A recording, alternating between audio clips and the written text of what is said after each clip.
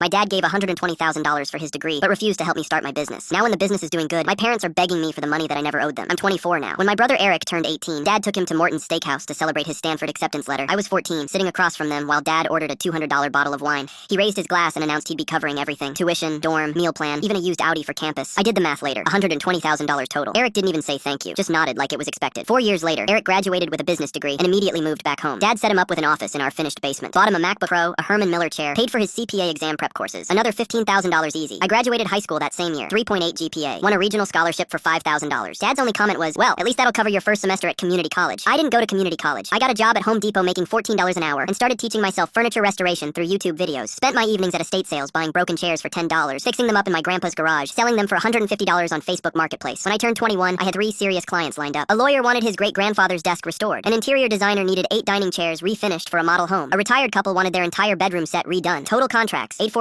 I just needed $8,000 for proper tools and 6 months rent on a small workshop space I found. The math worked perfectly. I'd break even in 2 months. Profit after that. I made a business plan, printed it out, put it in a binder, highlighted the revenue projections. Waited until Sunday dinner when everyone was together. I slid it across the table to Dad. I want to show you something. He was cutting his steak. Didn't even look up. What is it? A business plan. Custom furniture restoration. I've got clients ready to pay. I just need $8,000 to get started. I'll pay you back in 6 months with interest. Eric laughed. Actually laughed out loud. You're gonna make furniture? What are you, Amish? Dad finally glanced at the binder, flipped through maybe 2 pages. Eric's starting his MBA at USC next month. Money's tight. Maybe you should try getting a real job first instead of this hobby thing. I looked at Mom. She just stared at her plate. That night I called my grandpa. He met me for breakfast the next morning at Denny's, listened to everything, and wrote me a check for $3,000 on the spot. It's not much, but it's what I can do. Make it work. I made it work. Bought used tools off Craigslist. Found a cheaper workshop space, basically a storage unit with electricity. Worked my Home Depot shifts, then worked on furniture until 2 a.m. every night. Ate ramen for 8 months straight. Within a year, I had a waiting list. Within 2 years, I was pulling $180,000 annually and had hired 2 employees. I moved into a real workshop space, bought a truck, paid Grandpa back with an extra $2,000 as thanks. Dad never asked about the business, not once. Meanwhile, Eric's MBA cost another $90,000. Dad paid for all of it. After graduation, Eric started a consulting firm with 2 of his classmates. Dad invested $50,000 as a startup partner. The firm lasted 11 months before they dissolved it. Eric blamed his partners, moved back into the basement office, started looking for opportunities. Last week, my phone rang. Dad's number. I almost didn't answer. Hey, your mother and I need to talk to you about something. I waited. We're having some financial trouble. The investment with Eric didn't work out, and we've got some debt we're trying to manage. We were hoping maybe you could help us out, just until we get back on our feet. I let the silence stretch out, counted to 10 in my head. How much do you need? Well, $30,000 would really help us catch up on. Money's tight right now, I said, cutting him off. Maybe you should try getting a real job first, instead of relying on handouts. Excuse me? You heard me. That's what you told me when I asked for $8,000 to start a real business. Remember? At Sunday dinner, when Eric laughed and you didn't say a word? That was different. You were young. It was risky. No, Dad. What was risky was giving Eric $260,000 total over 10 years and getting nothing back. That was risky. I asked for $8,000 and you said no. He tried arguing. Said family helps family. Said I was being petty. Said Eric was going through a hard time and I should be more understanding of their situation. I just replied, you're right about one thing. Family does help family. Grandpa taught me that when he gave me $3,000 and believed in me when you wouldn't. Then I hung up. Eric texted me 2 hours later. A long paragraph about how I was tearing the family apart and being selfish. How they were proud of my success, but I needed to remember where I came from. I replied with one sentence. I remember exactly where I came from. That's why I'm not coming back. I blocked his number after